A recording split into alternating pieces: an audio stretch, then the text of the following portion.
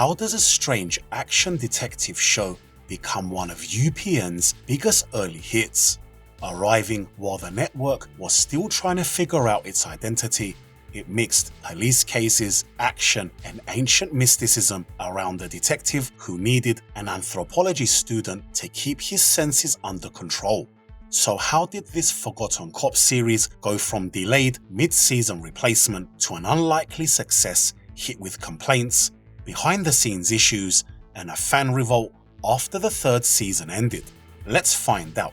This is the history of the Sentinel. Now, a Sentinel is chosen because of a genetic advantage. In the mid-90s, UPN was still a young network and was getting ready to expand its programming. The Suits wanted more action-adventure shows for a new Wednesday night block, something that could help build the network beyond what it was already doing. That's when Danny Bilson and Paul DeMeo, who were known for shows like The Flash, Viper, and The Human Target, pitched a new TV show they were working on. The series was called The Sentinel and would follow Jim Ellison, a police detective and former Army Ranger whose 5 senses had become extremely enhanced after a mission in the jungle. He could isolate distant sounds, pick up faint smells, spot tiny details, and react to things no one else could sense. Once Ellison returned to civilian life, those senses started interfering with his police work. While in a hospital for a checkup, he meets anthropology student Blair Sandburg, who believes Ellison is a modern version of a Sentinel, an ancient tribal protector who used his heightened senses to watch over his community. From there, Bilson and DeMeo would mix anthropology and police cases to drive the story forward. UPN liked it and saw the project as a broad-scale police action show with cutting-edge special effects, so they gave it the green light.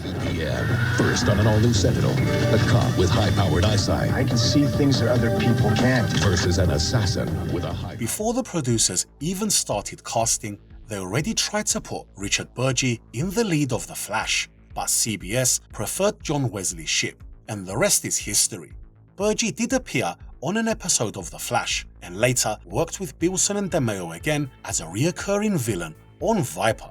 When the Sentinel came along, they looked at both men again, only this time Shipp was their first choice for Jim and Burgi was the second.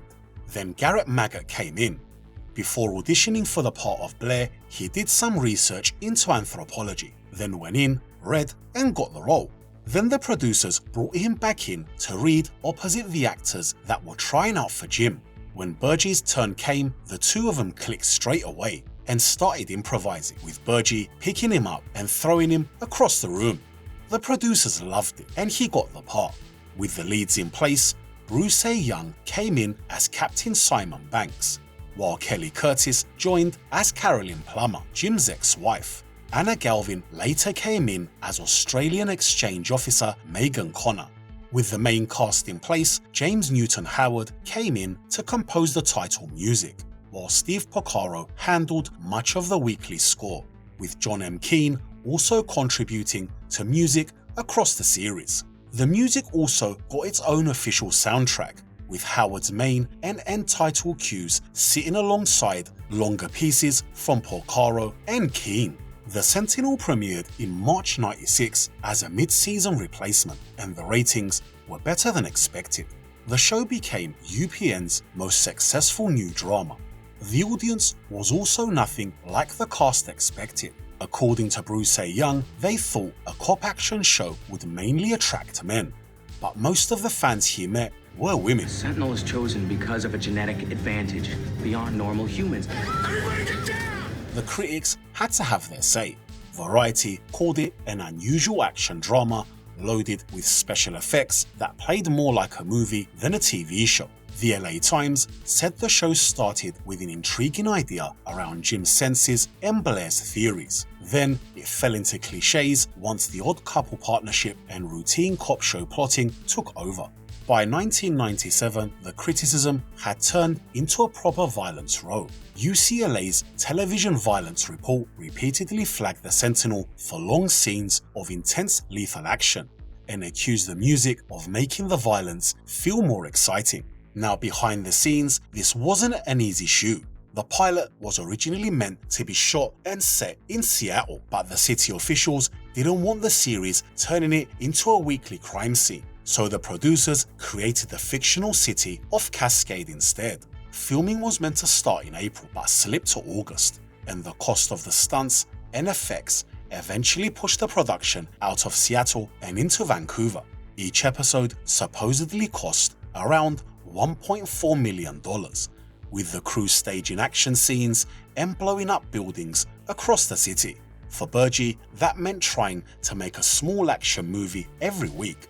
Those action scenes left Burgi with a couple of close calls, while stunt doubles stepped in when the work became even more dangerous. That pace also kept Bilson flying between LA and Vancouver while he directed, produced, and handled post-production, with DeMeo concentrating on the scripts and finishing the episodes. The schedule also left the actors with very little rehearsal time.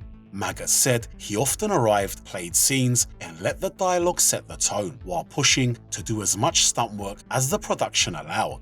He also said Burgi and Bruce A. Young shared the same sense of humor, and some of the tags at the end of the scenes came from the three of them improvising.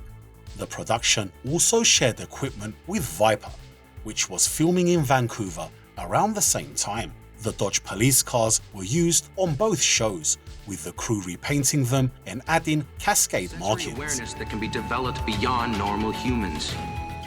By the time the Sentinel finished its third season, UPN had already left it off the 1998 full schedule. By then, the ratings had fallen and the network was rebuilding more of its schedule around sitcoms. The cast, though, still thought they were going back to work in July, but then found out the series had been canned. Burgi said the cancellation left him hurt, depressed, and furious, and called the way it was handled another example of the industry's lack of dignity. So the fan group Support Our Sentinel shifted from pushing for better promotion and stronger ratings to getting the series renewed. That campaign spread through mailing lists, letters, calls, emails, and included a USA Today advert on the 15th of June 98. All that effort paid off, and on the 29th of June 98, Variety reported that the network had now obliged with a 13-episode order. But for whatever reason, we only got 8 episodes. So the show ended in May 99 after 4 seasons.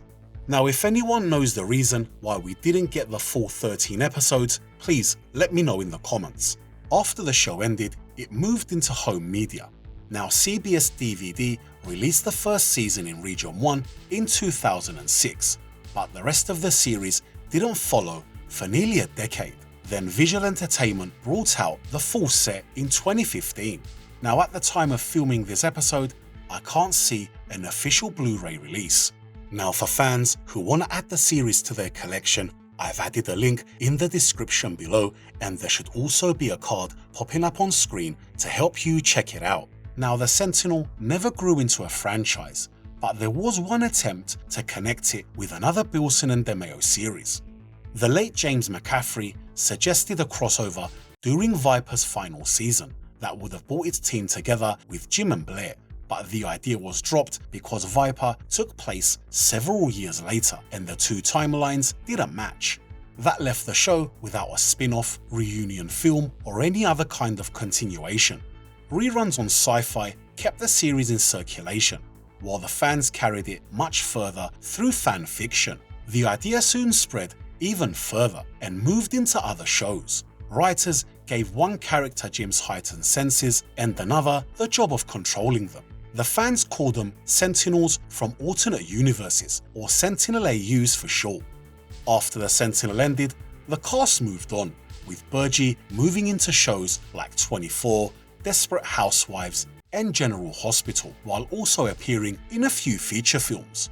Maggart's later work included Demon Under the Glass, but he has not made a movie or TV appearance since 2014.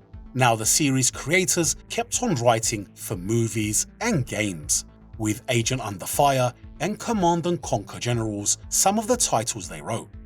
So years later, the Sentinel is still mostly remembered for Jim and Blair, the online fandom built around them, and the idea that travelled much further than the show ever did on television.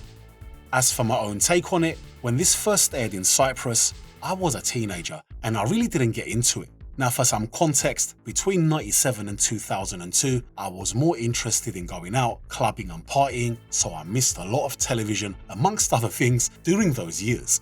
Now, I've never gone back to it until I started making this episode. Watching it now, I thought it was a decent mix of action, adventure, and a bit of science fiction. The two leads had good chemistry with each other, and I see this series in a much better eye than I did way back then. So overall, it was a decent show. It just came along at the wrong time for me. And we're not done yet. Next time, we take a look at another classic series. Until then, why don't you check out our previous video on Relic Hunter.